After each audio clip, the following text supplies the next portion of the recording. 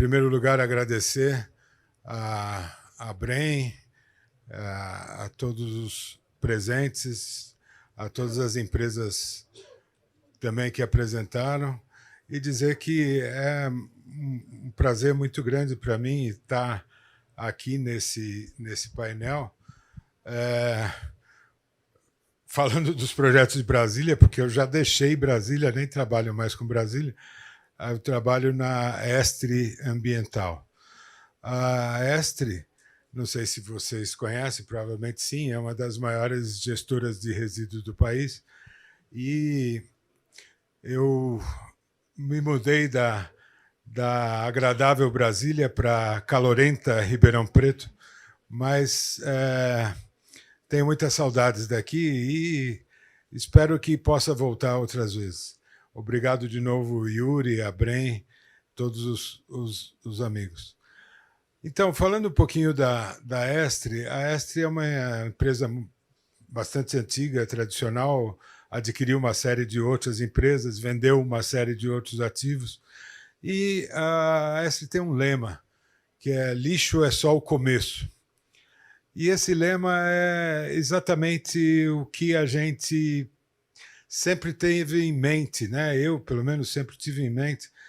O lixo não é uma coisa que você descarta. O lixo é uma coisa que você não vê utilidade para ela no seu dia a dia. Mas outras pessoas vão ver, e outros sistemas vão ver, e outras utilidades vão aparecer.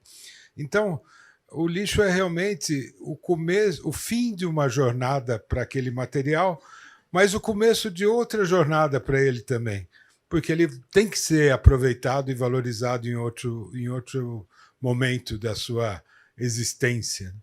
E é isso exatamente que a gente propõe, né? A Estre é uma empresa que se propõe hoje a fazer valorização dos resíduos de várias maneiras, né?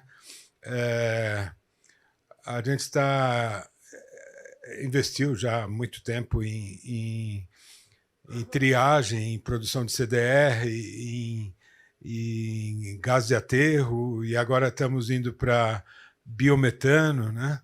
Nós queremos gerar uma quantidade importante de biometano, o que está um pouco alinhado com o que foi desenvolvido aqui pela Secretaria de Projetos Especiais. Então, eu queria começar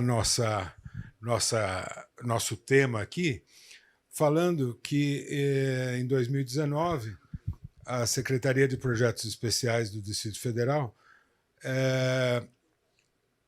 começou a tarefa árdua de desenvolver projetos de parceria público-privada. Isso foi uma definição política do governador, o doutor Ibanez, o qual eu agradeço por ter podido participar desse momento do governo. E uma das coisas que, vamos dizer, o que me trouxe para Brasília foi desenvolver projetos de parceria público-privada no setor de resíduos. O setor de resíduos em Brasília, eu não sei se vocês sabem disso, mas o setor de Brasília de resíduos é um setor dos mais sustentáveis do país, né? Na verdade, o DF tem o maior complexo de compostagem, de separação e compostagem de resíduos orgânicos da América Latina, tá? E começou isso em 1963, ou seja, 3 anos depois da fundação da cidade. Então, vocês veem que Brasília tem uma tradição de buscar a vanguarda no tratamento de resíduos que vem de sua fundação. Infelizmente, as coisas pararam um pouco no tempo, né? Quer dizer, vamos entender um pouquinho o DF, né? O DF, ele, para muita gente, é um estado, para outros é uma cidade grande, mas é uma cidade muito grande. Ou seja, o DF tem 5.700 quilômetros quadrados, tá? Então, fazer gestão de resíduos nessa região aí é equivalente a um consórcio de municípios aí de porte bem razoável, né? O DF tem 3 milhões de habitantes, tá? 3 milhões de habitantes também é gente para burro. É muito maior do que muita região metropolitana. Então, o DF não tem cidades, né? O DF tem regiões administrativas. E nós temos 33 regiões administrativas, que, na verdade, são como se fossem pequenas cidades, né? Nós temos regiões administrativas de 700 mil habitantes, de 400 mil habitantes, então, como se fossem pequenas cidades. Isso é uma característica única, não tem nenhum outro lugar do país que tem essa dinâmica, né? A gente também é muito privilegiado em termos de renda per capita e IDH, né? É um dos IDHs mais altos do país e uma das rendas per capita mais altas do país também, né? E não sei se também isso é do conhecimento de todo mundo, mas grande parte da área do DF é a área de proteção ambiental, né? Então, contrastando, né, aquela minha primeira frase que o DF é uma capital que nasceu sustentável, né, porque já tinha uma planta de triagem e compostagem em 1963. O DF também tinha o maior lixão das Américas em 2018, né? Quer dizer, então a gente tem o céu e tem o inferno, né, no mesmo lugar. A gente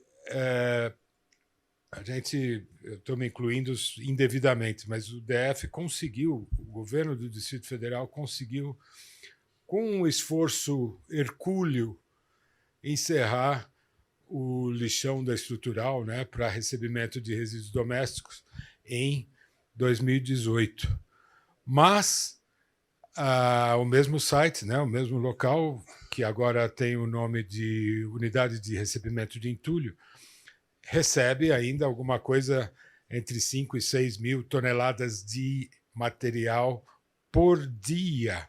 Não é por mês nem por ano, é por dia.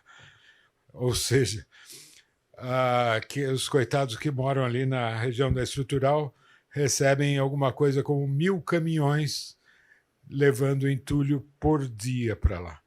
Então, é um problema dramático que a gente resolveu, em parte, a gente, de novo, estou me incluindo indevidamente, o DF resolveu, em parte, com o encerramento do recebimento do lixo domiciliar, o fechamento do lixão, né, porque não tem mais catadores, os catadores foram devidamente encaminhados para a cooperativa, tiveram tratamento, tiveram uma série de aspectos positivos, né? Mas o que a gente queria falar? A gente enterra 800 mil toneladas de material por ano. Ou seja, a gente é legal, a gente evolui, mas ainda tem muita coisa para fazer. Enterrar 800 mil toneladas 800, é muita coisa. O que os palestrantes falaram ao longo de todo o dia de hoje, e, aliás, eu queria parabenizar mais uma vez a Brem e os palestrantes pelos posicionamentos muito inteligentes, interessantes. A gente acha, né? O Brasil acha ainda que aterro sanitário é a solução.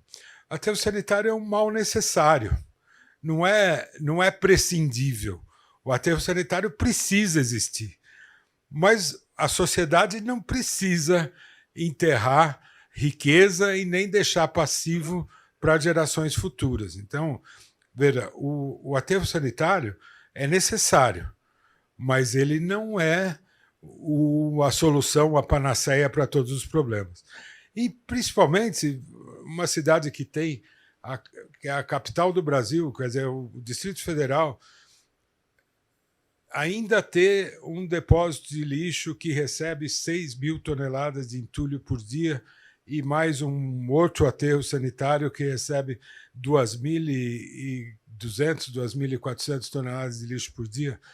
É muita coisa que a gente está deixando de passivo para as próximas gerações.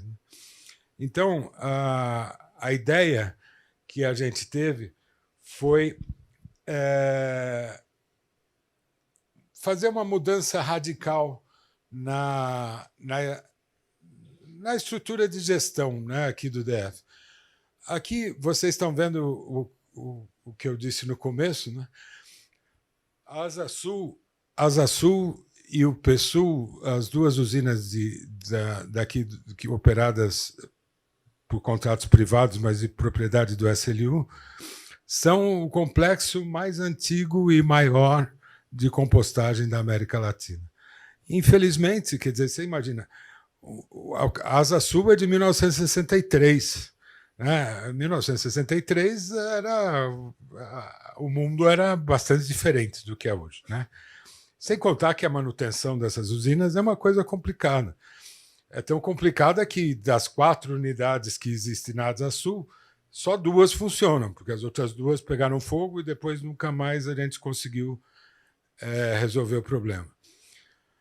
Então, a gente precisa dar uma revitalizada nessas coisas. Né? Não é possível a gente ficar trabalhando com usinas de 60 anos atrás. Pô. Nós estamos no século XXI. Pô.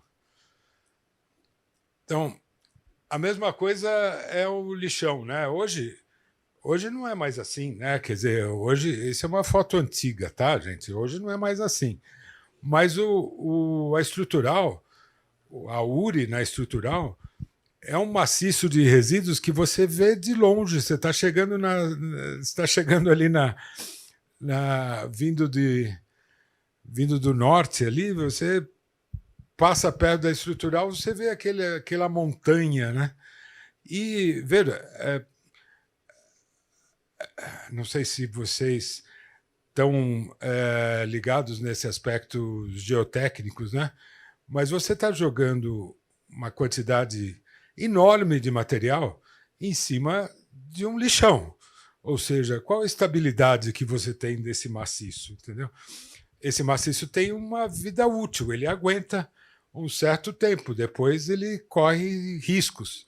Então a gente precisa mexer nessas coisas, não pode deixar isso ad eternum. Né? Então, a gente enxergando a nossa hierarquia de gestão de resíduos, que foi, vamos dizer assim, que foi trazida à luz pela Política Nacional dos Resíduos Sólidos em 2010, e enxergando os conceitos de economia circular, né, que isso na Europa faz parte da legislação da União Europeia. Né? Aqui no Brasil, muitos dos nossos legisladores não têm nem ideia do que é economia circular. Né? Mas os conceitos de economia circular e os conceitos da Política Nacional de Resíduos Sólidos são convergentes, ou seja, o que a gente precisa fazer? Valorizar o máximo possível e enterrar o mínimo possível. Precisa enterrar? Precisa. Tem jeito? Não tem. A segunda lei da termodinâmica diz que não existe processo com 100% de eficiência nem 100% de rendimento. Então, vai ter que sempre enterrar alguma coisa. Então, quanto vamos enterrar? Vamos enterrar tudo. Não. Vamos enterrar o mínimo possível. Vamos fazer o que com o resto? Valorizar. Né? Então, quando a gente começou a construir esse programa, a ideia era fazer um diagnóstico, como é o setor.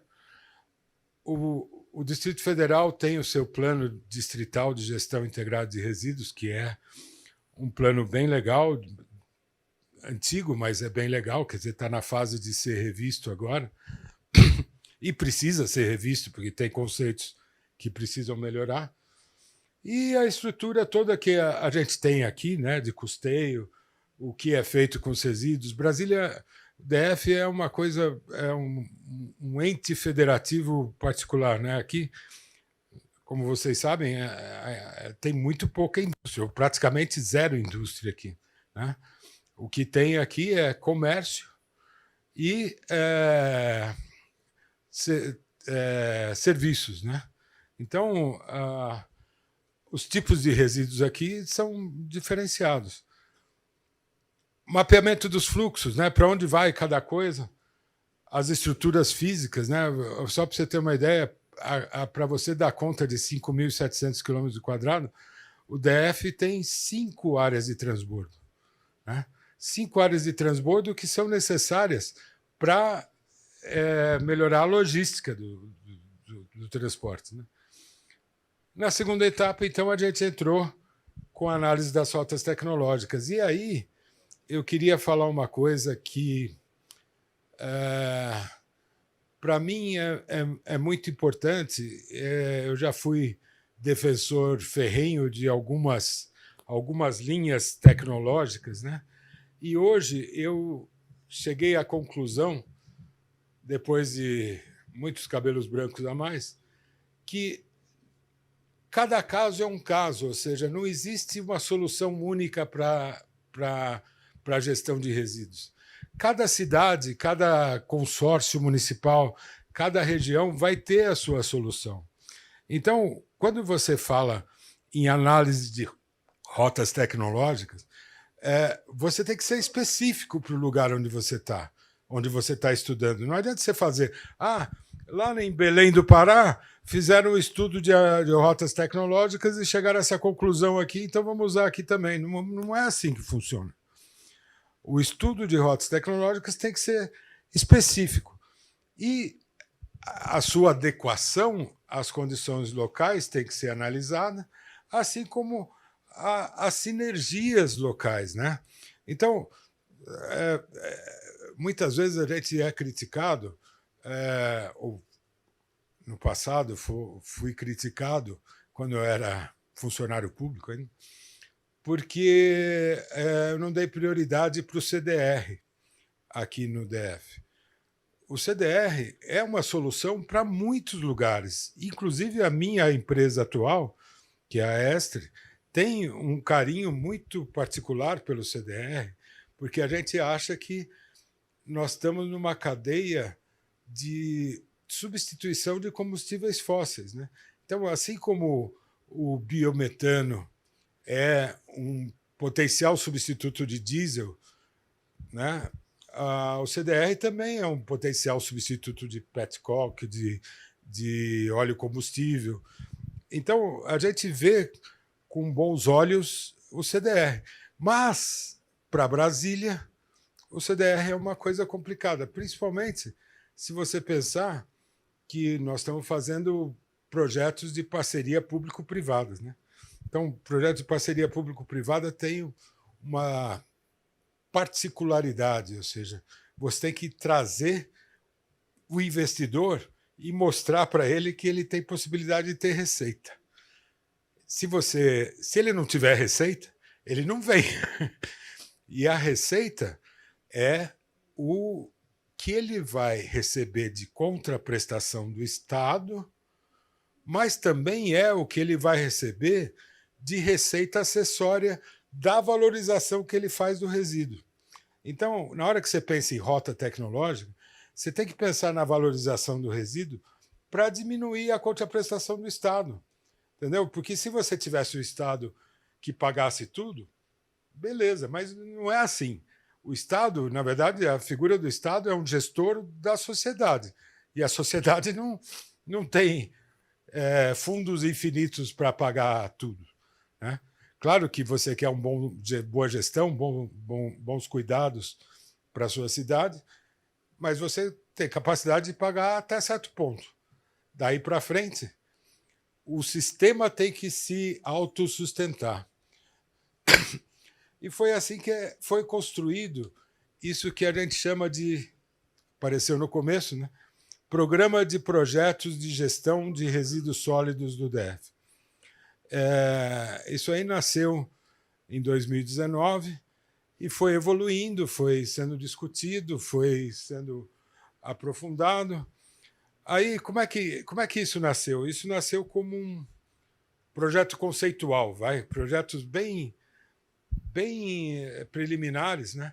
A partir de uma coisa que a gente chamou de estudos iniciais, né? Que até foi compartilhado aí com a DASA, SLU e SEMA. E esses estudos iniciais foram a origem desses projetos que nós vamos ver agora. O que são esses projetos? Bom, o primeiro projeto é o dos ecoparques, ou unidades de tratamento mecânico-biológico. Por que ele é o primeiro projeto? Porque na hora que você chega no transbordo, você chega com 100% dos resíduos da coleta convencional aqui do DF. Né? A coleta seletiva é outro animal separado. Então, você precisa começar o tratamento aí, nesse primeiro momento. Por uma questão logística, o melhor lugar é as estações de transbordo mesmo. E quais estações de transbordo? Aquelas que logisticamente fazem mais sentido. Muito bom. E isso é um projeto definitivo? Isso é um projeto executivo? Não. Isso é um projeto conceitual. E aí o que você precisa fazer? Você precisa levar isso a uma validação pelo mercado, para que isso vire um projeto de PPP confiável para o mercado. Então, como é que você faz essa validação pelo mercado? A primeira opção, que é a opção mais comum, até vamos dizer assim, é você fazer um chamamento de procedimento de manifestação de interesse privado. Então, você chama o mercado para estudar esse projeto e te apresentar se ele é viável ou não, quais os custos, qual o cronograma. É uma análise muito detalhada, é um estudo de viabilidade técnico-econômico ambiental feito para o projeto. E isso foi feito para o projeto do aterro sanitário, que é o nosso PMI, que gerou o projeto do aterro, que nós vamos ter a Maria Luísa falando daqui a pouquinho como foi a modelagem. O primeiro estudo foi feito através de uma outra ferramenta. A validação do nosso projeto conceitual foi feito pela UNIDO, que é a Organização das Nações Unidas para o Desenvolvimento Industrial, que tem um acordo assinado com o Ministério da Ciência e Tecnologia para desenvolver o Biogás Brasil. Está aqui o Tiago, que não me deixa mentir, ele estava aqui agora há pouco, não sei onde ele estava. O Tiago era o gestor do nosso projeto na Unido e a modelagem foi feita em conjunto, né? Mas principalmente pelos técnicos da Unido. Foi apresentado ao TCDF no ano passado e o PMI do aterro sanitário está para ser apresentado ao TCDF agora no mês de abril. Ou seja, o TCDF vai levar um tempo para ser analisado, mas a gente espera que isso vá ao mercado ainda esse ano. O terceiro projeto é o projeto que visa retirar o entulho da área da estrutural, ou seja, nós estamos propondo uma PMI para encerrar totalmente o lixão da estrutural, que, aliás, é uma medida exigida pelo Ministério Público, e transformar isso em 3 áreas de recebimento de material da construção civil. E, na sequência, a gente pretende recuperar o lixão da estrutural. Como é que a gente vai recuperar o lixão da estrutural? O lixão da estrutural tem 204 hectares, se não me falha a memória, e tem alguma coisa como 50 milhões de toneladas de material depositado nele. O que a gente vai fazer com isso? Quanto vale 200 hectares no DF hoje? Lá vale zero, né? Se você recuperar isso aí, vai valer uma graninha. Então, esse é o projeto seguinte, que fica para o próximo capítulo, e eu vou deixá-los, porque já acabou meu tempo. Esse slide vocês já viram, que é mais ou menos parecido com os outros. Essa é a última coisa que eu queria mostrar para vocês. Então, o que a gente tem hoje e o que a gente vai ter no futuro, tá? Então, esses são os comparativos, e eu vou deixar esse slide com vocês porque o meu tempo já se esgotou. Mais uma vez, obrigado a todos por terem paciência de ficar até esse horário aqui. E contamos com a Brem, com todas as empresas presentes, para continuar viabilizando e motivando o DF a tocar esses projetos. Obrigado, gente.